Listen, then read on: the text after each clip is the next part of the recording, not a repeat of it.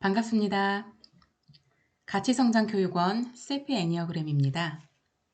지난 시간에 애니어그램의 3가지 중심과 9가지 유형의 특징에 대해 알아보셨죠? 에너지가 어디에 집중되어 있는지에 따라 감정 중심, 사고 중심, 본능 중심으로 나누어지고 다시 감정 중심은 2, 3, 4 유형, 사고 중심은 5, 6, 7 유형, 본능 중심은 8, 9, 1 유형으로 나누어집니다. 검사를 통해 각자의 유형과 성격 특징에 대해 이해하셨을 겁니다. 그렇다면 성격은 무엇일까요? 성격은 어떻게, 언제, 왜 형성이 되었을까요? 성격이란 환경에 적응하는 과정에서 오랜 시간에 걸쳐 형성된 일관된 행동 양식, 일관된 사고 패턴, 일관된 정서적 반응 경향을 의미합니다. 성격에 대해 이해하기 위해 아동기로 거슬러 올라가 볼 필요가 있습니다.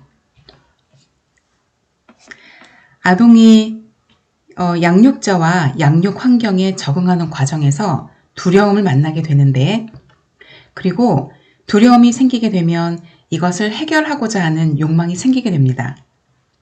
아동이 생존하는 데 있어서 양육자는 절대적인 존재이죠. 그리고 이러한 욕망에 너무나 몰입한 나머지 왜곡된 메시지를 가지게 됩니다. 이것이 자연스러운 과정에서 연결이 되며 형성이 되게 됩니다. 여기에서 기본 두려움이라는 것은 아동기에 스스로 결핍되었다고 느끼게 되는 두려움을 의미하는데, 이것은 인간의 평생에 걸쳐 불안을 만들어내는 원인이기도 합니다. 화면을 보시면 각 유형이 가지게 되는 두려움과 욕망이 여기에 설명이 되어 있습니다. 예를 들어 3번 유형은 아동기에 자신이 재능이 없어 가치가 없어지는 것에 대한 두려움을 가지게 되는데, 이것은 성공한 가치 있는 사람이 되고자 하는 욕망을 만들어냅니다. 이 욕망에 몰입되다 보면 3유형은 누구보다 성공해야 한다는 왜곡된 메시지를 내면하게 됩니다. 나머지는 교재에 나와 있으니 읽어보시면 될 것 같고요. 여기에 제시되어 있는 각 유형의 기본 두려움과 욕망, 왜곡된 메시지는 각 유형의 특징을 이해하는 데 기본이 되므로 잘 알아두시길 바랍니다.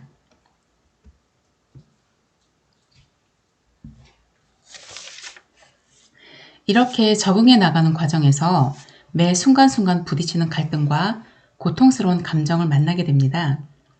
이때 감당하기 힘들거나 받아들이기 힘든 부분들에 대해 방어기제를 통해 해결을 하게 됩니다. 방어기제는 생존을 위해 사용하는 가장 안전한 방법이고 무의식적으로 자아를 보호하려는 선택입니다. 프로이트가 정신분석학에서 자아를 방어하는 심리 기제에 대한 개념을 제시를 했는데, 이것을 그 이후에 딸 안나 프로이트가 방어기제라는 용어를 사용하여 10개의 개념으로 정리를 하였습니다. 현재에는 더 많은 방어기제의 개념들이 있는데, 여기에서는 보통의 사람들이 주로 사용하는 방어기제들에 대해 소개를 하고 있습니다.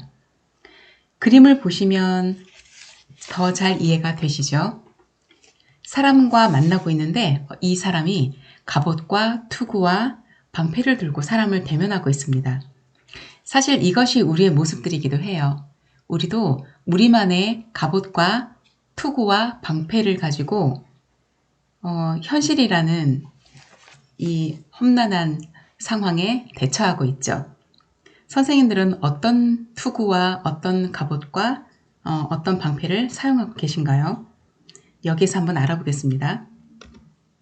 첫 번째 방어기제, 억압입니다. 억압은 이 단어 용어의 정의 그대로 다 이해를 하실 텐데요. 용납될 수 없는 생각이나 욕구를 무의식에 묻어버리는 것을 의미합니다. 특히 분명히 화를 내고 분노해야 하는 상황임에도 불구하고 그것을 삼켜버리는 것이 습관화가 된 경우가 많은데, 이러한 경우에 이것들이 자신도 모르는 다른 형태로 표출이 될 수가 있어서 더 큰 문제가 될 수 있습니다. 억압이라는 것은 오른쪽 그림에서 보는 것처럼 억제라는 방어 기제와 비교를 해서 보실 필요가 있는데요. 분노의 상황에서 빨간 그림처럼 분노라는 것을 분명히 알고 있고 분명히 알고 있기 때문에 신중하게 통제를 하는 경우, 의식적 차원에서 이루어지는 경우는 우리가 억제라고 합니다. 그렇지만 똑같은 분노의 상황에도 불구하고 자신이 미처 느끼지 못한 채 무의식적 차원에서 일어나는 것을 억압이라고 합니다. 억제보다는 억압을 좀 더 장기적으로 보았을 때 위험한 방어 기제로 보고 있습니다. 그 다음 두 번째, 부정 방어 기제인데요. 흔히들 우리는 이런 경우가 되게 많아요. 그런 것들이 나에게 일어날 리가 없다. 내가 사고가 날 리가 없다. 내가 이 일에 있어 실패할 리가 없어. 그것이 나에게 일어날 리가 없어.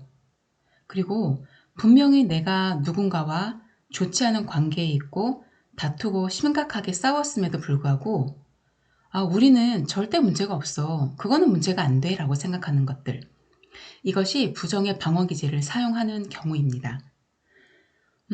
저도 경험을 해봤고요. 아마 선생님들께서도 경험을 해보셨을 것 같은데, 음, 죽음의 상황에 처했을 때, 내가 사랑하는 부모님이나 조부모님이 돌아가셨을 때, 그것을 현실 그대로 받아들이지 못하고 그분이 어딘가 여행 간 것처럼만 느껴지는 것. 그래서 다시 돌아올 것 같다는 느낌을 가지게 되는 것.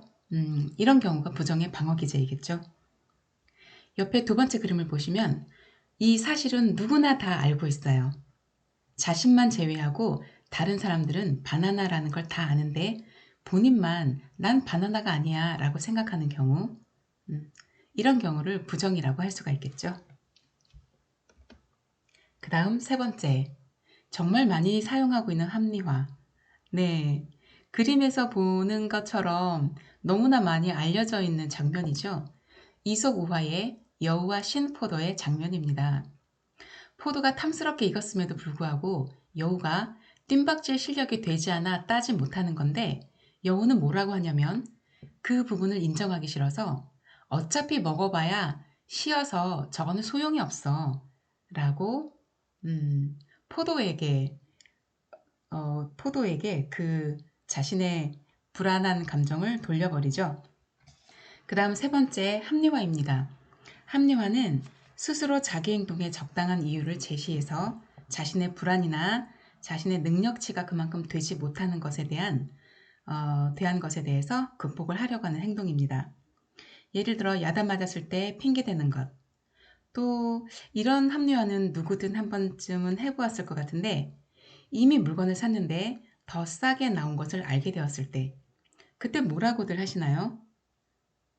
아마 이렇게 하실 것 같은데요. 저건 분명히 하자가 있어. 그렇지 않으면 더 싼 가격에 나올 리가 없어.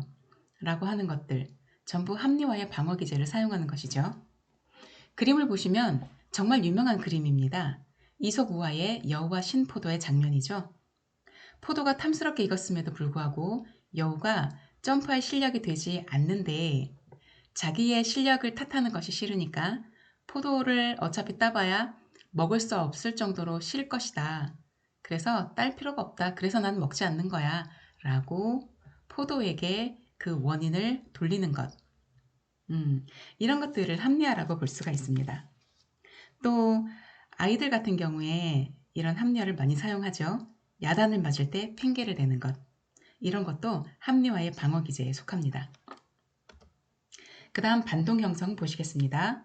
반동 형성은 자신의 욕구나 감정 등을 외부에 드러나지 않도록 그 반대로 행동하는 것을 의미합니다. 아이들 같은 경우에 이런 것들을 많이 보이는데요. 좋아하는 마음을 들키지 않기 위해서 더 짓궂게 행동하는 것들, 반동 형성에 해당이 됩니다. 성인 같은 경우엔 직장에서 상사나 같은 팀원이나 직장 동료, 파트너, 네, 그런 경우에 싫어하는 마음을 감추기 위해서 인사를 좀 더 잘한다든지, 칭찬을 한다든지, 아니면 커피를 한 잔 타다 준다든지, 이런 식으로 해서 자신의 부정적인 감정을 감춰버리는 것. 이런 것이 반동 형성이라는 방어 기제입니다. 네, 그 다음 중요한 방어 기제인데요. 투사입니다. 투사는 좀 잘 알아두셨으면 합니다. 투사는 자신의 잘못이나 무능력의 그 원인을 타인에게 전가하는 것인데요. 그럼으로써 자신의 열등감을 극복하려고 하는 방어 기제입니다. 만약에 두 사람이 있는데 두 사람이 함께 실수한 것임에도 불구하고 A라는 사람이 B에게 자신의 그런 무능력이나 열등감을 들키기 싫어서 너 때문이야, 너가 잘못이야, 너 때문에 이런 결과가 나왔어 라고 그 원인을 전가해 버립니다. 이런 것을 투사라고 할 수가 있습니다.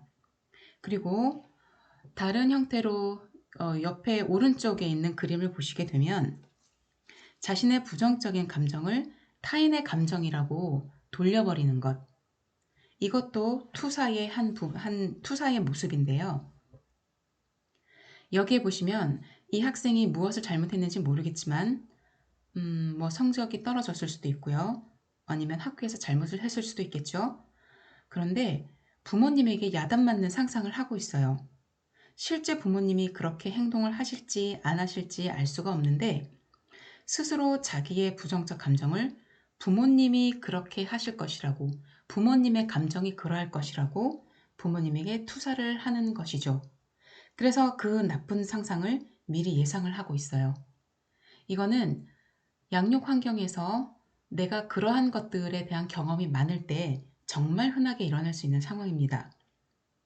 그래서 이러한 경우에 이 투사라는 방어 기제가 상황을 심각하게 만들어 나갈 수가 있는데 실제로는 그렇지 않은 상대의 메시지나 상황을 심각하게 왜곡할 수가 있습니다. 그래서 자신에게 스스로 끊임없이 부정적인 상황을 상상하게 만들고 그러한 상황에 빠져 있는 감정을 만들어내게 됩니다. 자기가 자기 스스로 상황을 악화시키는 경우가 발생하게 되죠. 이래서 아동기의 성격 형성에 있어서 투사라는 방어 기제는 좀 중요하게 이해를 하시고 다루셔야 합니다. 그 다음 전치라는 방어 기제를 보실게요. 전치는 대상에 대한 태도나 욕구, 감정, 충동 등을 그 대상이 아니라 다른 대상으로 옮기는 것을 의미합니다. 내가 상사에게 야단을 맞았을 때 상사에 대한 부정적인 감정을 그 상대에게 푸는 것이 아니라 나에게 보복을 하지 않을 수 있는 안전한 대상, 예를 들어서 뭐 강아지라든지 아니면 그 상대에게 관련된 사물이라든지 이런 식으로 돌려서 해소하는 것을 의미를 해요. 오른쪽 그림을 보시면 대치와 전치 두 가지가 있는데 이것은 그 감정을 실제로 대상에게 돌리는지 아니면 그 감정 자체에 중심을 두는지에 따라서 대치, 전치 이렇게 나뉘어집니다. 크게 다를 바는 없는데 두 가지가 있다는 것 알아두시면 될 것 같습니다. 그 다음 승화라는 방어 기제인데요. 이것은 가장 성숙하고 바람직한 방어 기제이죠. 사회적으로 용납되고 가치 있는 일로 자신의 부정적인 감정이나 욕구를 만족시키는 것을 의미합니다. 아이들 같은 경우에 아빠에게 야단을 맞고 엄마에게 잔소리를 들었을 때 이런 부정적인 감정을 다른 곳으로 표출하는 것이 아니라 뜨개질을 하면서 또는 그림을 그린다든지 독서를 한다든지 운동을 하면서 풀어가는 것, 해소하는 것, 이것이 승화라는 방어 기제이죠. 그래서 우리도 사실 좀 우리 선생님들도 성숙하시다 보니까 이런 승화라는 방어 기제를 많이 사용하실 거예요. 내가 스트레스를 많이 받거나 기분이 안 좋을 때 영화를 보신다든지 아니면 음식을 만드신다든지 아니면 뭐 어떤 게 있을까요? 네, 드라마를 보신다든지 이런 식으로 조금 더 나은 방향으로 풀어나가려고 하는 것. 이것이 승화의 방어 기제입니다. 그 다음 동일시라는 방어 기제인데요.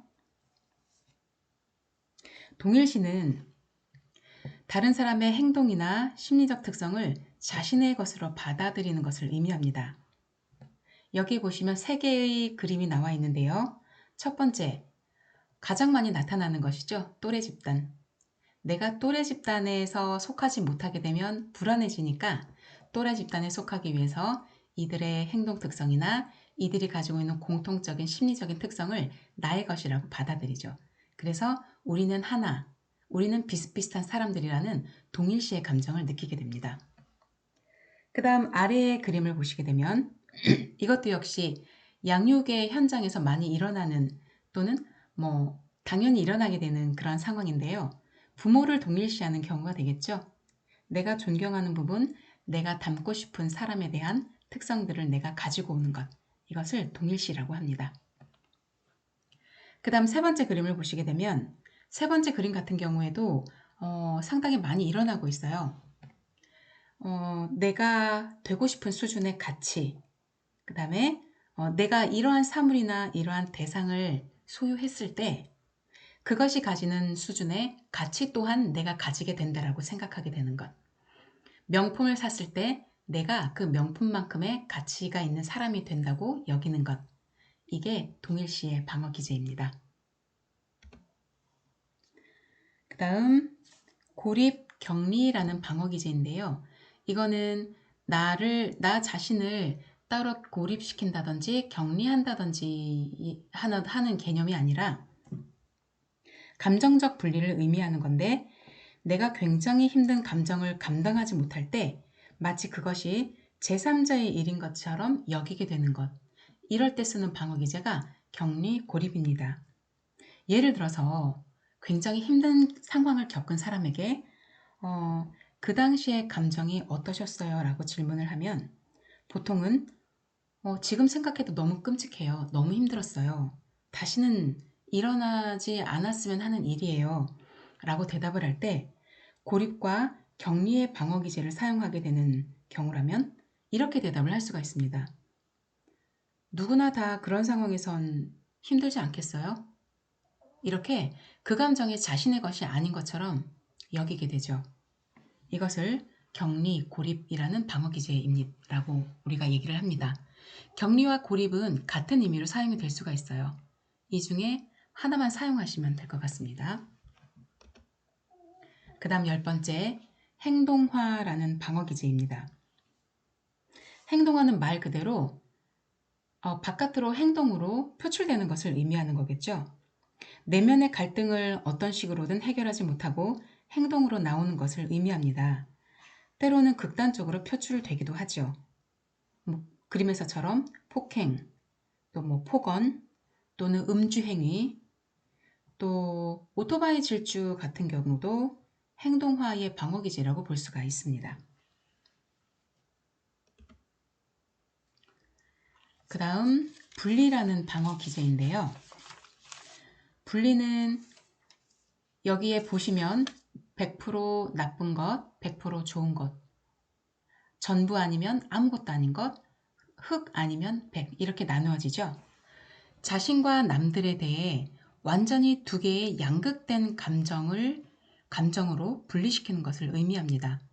분명 한 사람인데 우리 인간은 좋은 것도 있고 나쁜 것도 있고 이게 통합이 되어서 우리가 어떤 한 사람을 인지를 하게 되는데 분리라는 방어 기제를 쓰는 사람들은 같은 사람일지라도 이 사람이 잘해주었을 경우에는 100% 좋은 사람, 그러다가 조금 실수하면 100% 나쁜 사람. 네, 이렇게 인지를 하게 됩니다. 상당히 유화적인 방식인데 그래서 이것을 원시적 방어기제라고 부르기도 합니다. 보통은 자신과 대상에 대한 개념이 통합되지 못해서 나타나게 됩니다.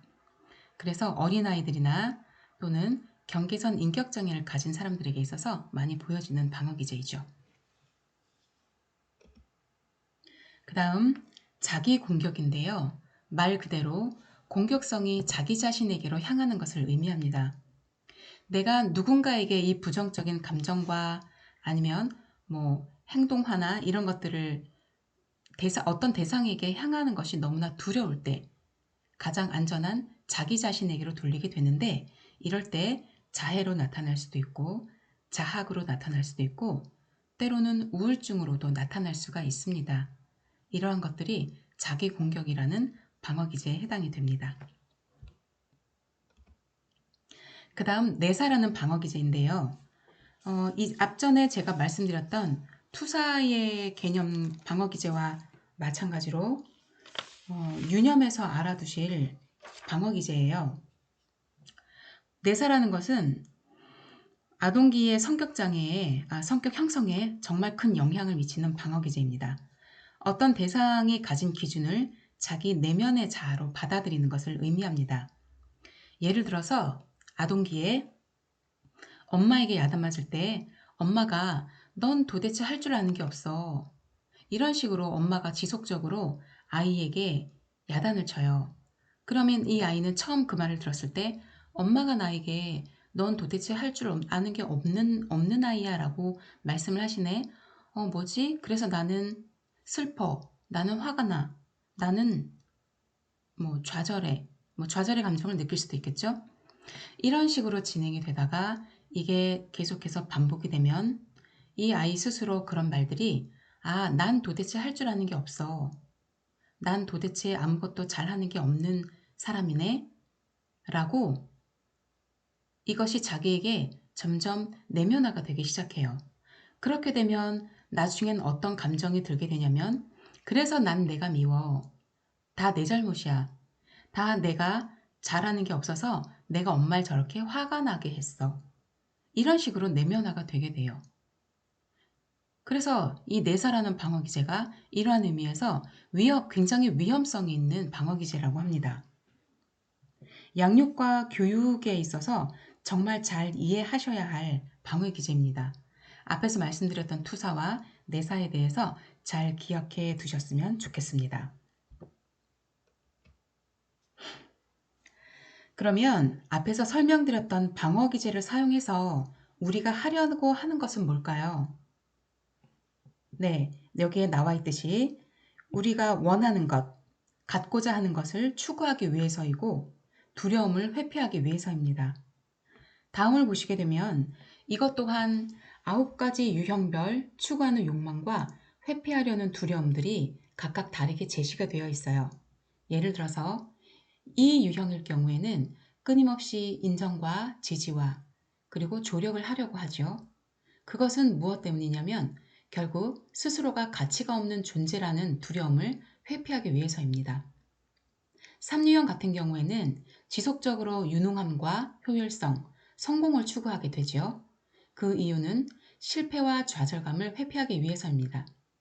이런 의미에서 추구하려는 에너지와 회피하려는 에너지는 결국 동일선상에 놓여 있다는 것을 알 수가 있습니다. 나머지 유형도 교재에 나와 있으니까 읽어보시길 바랍니다. 네, 설명드렸듯이 방어 기제는 내가 힘든 상황에 있어서 스트레스를 받을 때 나의 자아를 보호하기 위해서 사용하는 기제이죠. 그런데 이것을 넘어서서 방어 기제로도 어떻게 해결이 되지 않을 때, 더욱더 스트레스의 정도가 심해질 때, 그렇게 되면 우리는 또 다른 생존 전략을 사용하게 됩니다. 그것이 바로 지금 화면에 보이는 본능적 변형인데요. 이 본능적 변형이라는 것은 살아남기 위한 무의식적 생존 전략입니다. 선생님들은 정말 힘들 때, 정말 너무너무 힘들다라고 생각이 들 때 어떤 식으로 이것을 해결을 하시나요? 혼자 알아서 무언가를 하면서 해결을 하시나요? 아니면 마음에 맞는 상대를 찾아서 함께 해결을 하시나요? 아니면 어떤 조직에 들어가거나 집단에 들어가서 뜻이 맞는 사람들과 어떤 것을 하면서 해결을 하시나요? 어떤 방식인지에 따라서 세 가지로 나뉘어지는데 첫 번째가 자기 보존적 변형인 셀프형, SP라고 합니다. 그 다음 두 번째가 1대1 변형, 파트너형이라고 말하는 SE, 그 다음 사회적 변형이라고 부르는 그룹형 SO, 이렇게 세 가지로 구분이 됩니다. SP 같은 경우엔 이들의 관심사는 의식주, 현실적인 것, 경제적인 것, 그 다음 신체적 민감성, 편안하냐, 안락하냐, 불편하냐, 그 다음에 안정을 추구하는 이러한 특성들을 가지고 있고 SE의 생존 전략은 친밀한 관계, 친밀한 대상과의 감정적 교류. 그래서 감정에 굉장히 충실하고요. 그 관계를 유지하려고 노력을 합니다. 그 다음 SO의 특징들은 힘이 있는 사회 집단이 중요하죠. 힘의 구조와 정치성을 잘 파악하고요. 집단 속에서의 안정을 추구하게 됩니다.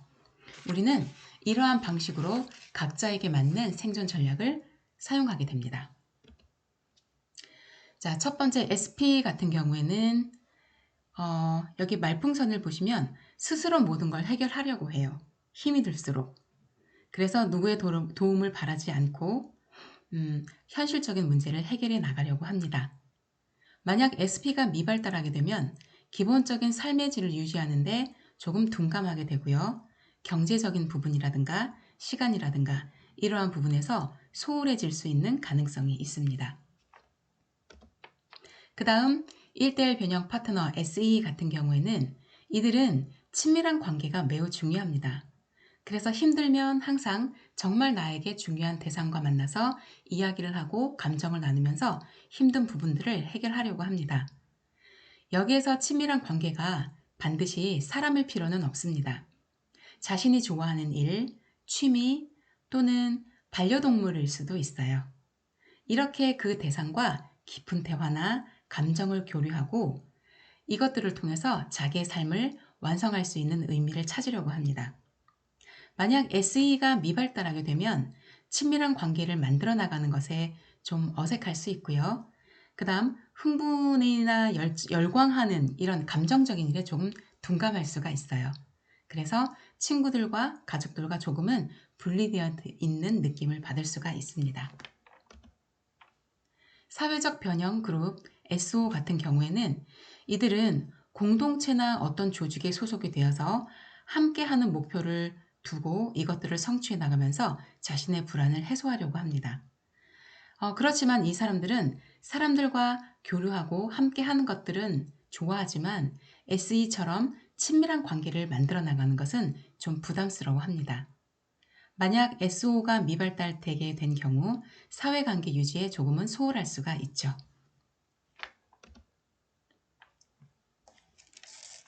네.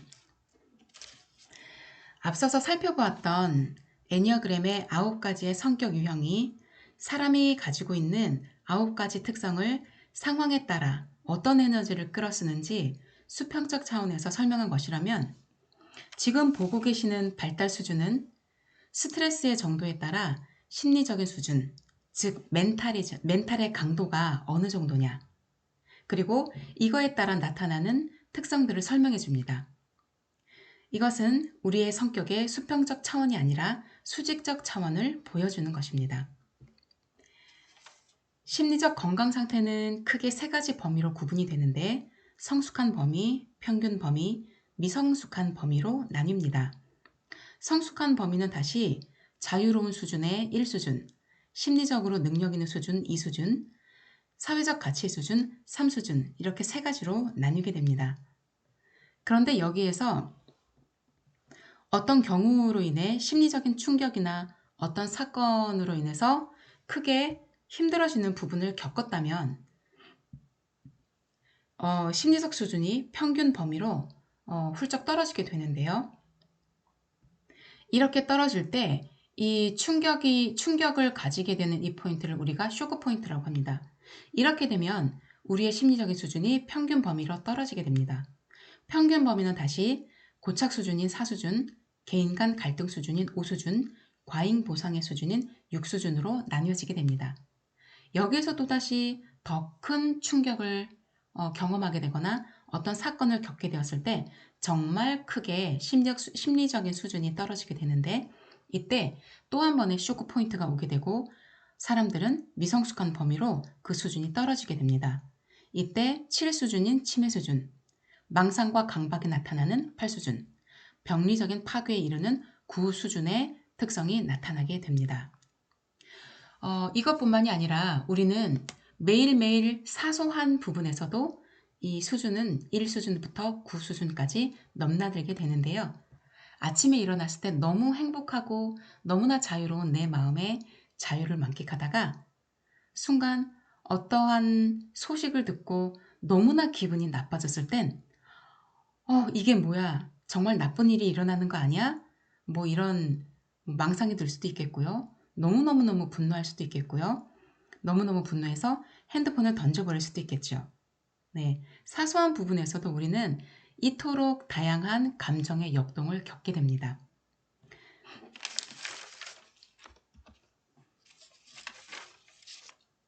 발달 수준은 여기에서 보시는 것과 같이 1수준부터 9수준까지 이렇게 9가지의 수준으로 나누어져 있습니다. 그리고 각 수준마다 어떠한 특성들이 나타나 있는지 여기 아마 보실 수가 있을 텐데요. 다시 한번 보시게 되면 발달 수준은 제가 말씀드렸듯이 심리적인 수준, 우리의 성격의 수직적 차원이라고 말씀을 드렸습니다. 그래서 건강하고 성숙할 때의 1수준, 그 다음에 불건강해지고 미성숙한 단계로의 9수준에 이르기까지 이 모든 심리적 수준에 대한 특징들이 각각 다르게 다 나타나게 됩니다. 그런데 여기서 알아두실 것은 우리가 심리적 수준이 어느 수준 이하로 떨어졌을 때 그 부분에서 새롭게 우리의 내면에 있는 특징들이 만들어지는 것이 아니라 이미 우리의 내면에는 1수준부터 9수준에 해당되는 모든 특징들이 존재하고 있습니다. 그래서 우리가 어느 수준에 이르렀을 때 그것에 해당하는 특징들이 바깥으로 표출이 되게 되는 것이죠. 그렇게 이해를 하시면 될 것 같아요. 인간은 정말 그 내면이 어떻게 설명할 수 없을 정도로 굉장히 복잡합니다. 그래서 그 인간 내면에는 9가지의 특성, 방어기제, 생존 전략, 발달 수준에 해당되는 모든 특성들이 다 존재하죠. 이것들이 스트레스를 받는 상황에 있어서 어떻게 대처하는가, 그러한 형태로 나에게 어떤 외부적으로 드러나는 것이 우리의 성격이고 우리의 방어 기제이고 우리의 발달 수준에 해당되는 그런 특성이라고 볼 수가 있습니다. 여기에 잠시 보시게 되면 미성숙한 범위의 7, 8, 9 수준을 보시게 되면 병리라는 말이 나오고 있어요. 그래서 7수준 같은 경우에는 심각한 병리 상태, 8수준은 주요 성격장애, 9수준은 정신병, 이렇게 그 특성을 설명을 하고 있는데 이미 7수준 이하로 떨어지게 되면 이미 여기에서는 우리가 알고 있는 정신병리의 특징들이 드러난다. 정신병리 수준이다. 이렇게 이해하시면 될 것 같습니다. 이미 이 7수준에 이르렀을 때는 우리가 알고 있는 주요 성격장애가 발생하게 됩니다. 나머지 부족한 부분들은 교재를 참고하시면 될 것 같고요. 다음에는 각 유형별 특징에 대해 살펴보도록 하겠습니다.